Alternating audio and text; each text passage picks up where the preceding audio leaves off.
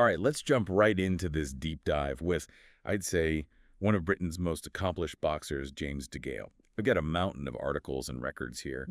And honestly, his story, it's way more than just knockouts and title belts, wouldn't you say? It really is. You know, when I think about DeGale, what grabs me is that real East London boxing grit. But then you layer on that Olympic precision and the pure ambition of a true champ. It's a potent combination. Okay, so before we get into all that, we got to start with his amateur days, right?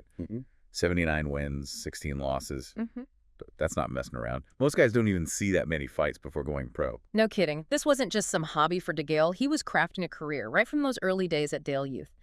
And those 79 wins, that tells me he was constantly testing himself, learning, going up against all sorts of styles. But it wasn't like he was just breezing through everyone, right? The articles mentioned some losses at Worlds and the Commonwealth Games, too. And those losses, those are huge GE. That's where you see DeGale's resilience, you know? He didn't crumble. He used those losses, learned from them. Each one pushed him to get sharper, tougher. So he's got this incredible foundation, then boom, the 2008 Olympics arrive, and, well, history's made. I mean, Olympic gold, that's the dream, right? Absolutely monumental. But with DeGale, it's even more than that. He didn't just win, he dominated. Quarterfinal, he's facing Bakhtiar Artayev, and this guy, he'd won gold at the previous Olympics. Talk about pressure. But DeGale, he steps up, shows everyone his technical skills, his tactical awareness, the whole package. Okay, but that final, I got to hear about this final. Right. The source mentioned something wild went down. Oh, man, that final was unforgettable, just wild. Picture this. DeGale, he's going toe-to-toe with Emilio Correa, a beast of a Cuban boxer. Things get heated, and get this, Correa, in a moment of, I don't know, desperation, he bites DeGale on the shoulder. He bit him. Come on, are you serious? Oh, At the Olympics? I'm telling you. But here's the thing about DeGale. He didn't even flinch. Well, not much anyway. Despite the shock, the pain, the sheer weirdness of it, he kept his cool. And you know what? He went on to win that fight. Olympic gold medal right there. That's what you call grace under pressure right there. So imagine this. You're James DeGale. You're standing on that podium, Olympic gold, the world's watching. What's next? Well, for DeGale, it was clear. Go pro.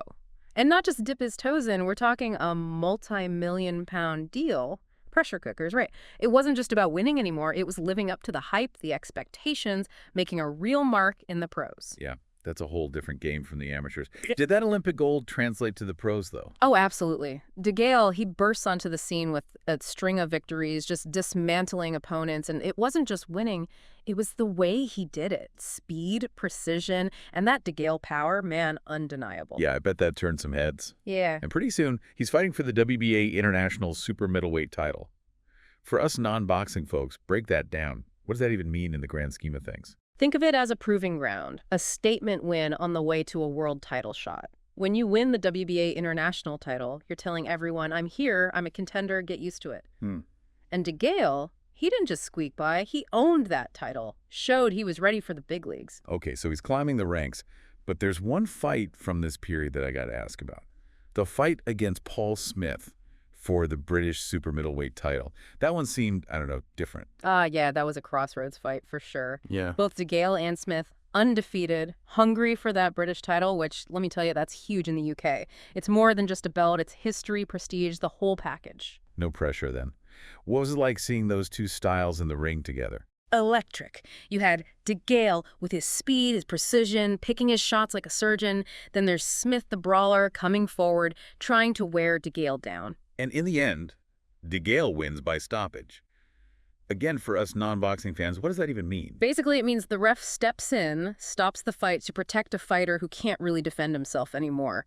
In DeGale's case, it meant his opponent couldn't handle the power. Too many clean, hard shots. Man, that's intense. So that win, that really put him on the map, right? But then, of course, we got to talk about the George Groves fight. Because that one, from what I read, that one was personal. Oh, it absolutely was. DeGale and Groves, they came up together at Dale Youth, same amateur club, training side by side, pushing each other, competing, you know, that whole thing. So there's already this history, this rivalry, before they even go pro. 100%. It wasn't just about the win. It was bragging rights, settling scores, all of that. Yeah. The whole lead up to that fight, man, the trash talk, the animosity, it was real. Okay, so the stage is set, huge fight. Take us inside that ring. What was it like? Tense. Back and forth, you could feel the pressure, both guys giving it everything. Groves, he came with that relentless pressure, those big punches. A real challenge for DeGale's more technical counter-punching style. And how the judges score it. Majority decision for Groves. Hmm. But I gotta say, controversial. One judge had it a draw, the other two just barely for Groves. A lot of people thought DeGale did enough to win, but hey, that's boxing for ya. Talk about a gut punch, especially with all that history. How does a fighter even come back from that? Especially against a guy you know so well. Seriously, that's got to mess with your head, right? Losing like that to a rival, so much on the line. You'd think so, for sure. But DeGale, he's got that champion's mentality, you know? Picks himself up, dusts himself off, learns from it, comes back even stronger. So what's the next move? He's tasted victory, faced a tough loss. Where does he go from there? He goes on a mission, basically. He wants to prove himself all over again to everyone and maybe to himself, too. Wins the European super middleweight title, which, let's not forget, that's a big deal in itself. Great, not just some consolation prize. Exactly. But he doesn't stop there. Defends that European title multiple times, every fight, showing that skill, that heart. You can't teach that. And I noticed in the articles there are some real nail-biters in there. The fights against Brandon Gonzalez, Marco Antonio Parabon. Those had to be rough. Those were statements, those fights. Gonzalez, Parabon, these guys were undefeated, rising stars, a real threat. Beating them, that wasn't about adding wins, it was about proving a point. That the Groves loss, that was nothing, a bump in the road. James DeGale was back, and he was coming for the top. And then, 2015, it happens.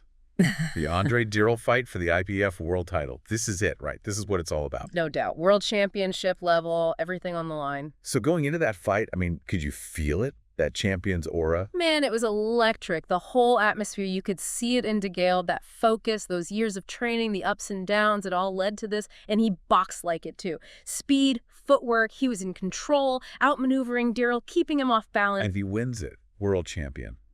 That must be an unreal feeling, achieving a lifelong dream like that. There's nothing like it, all that work paying off. But for DeGale, it was even bigger. He became the first British boxer ever to win Olympic gold A&D, a professional world title. Talk about making history.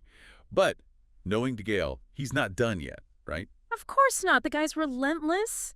He defends that IBF title, shuts down all the doubters. And some tough opponents in those defenses, right? Yeah.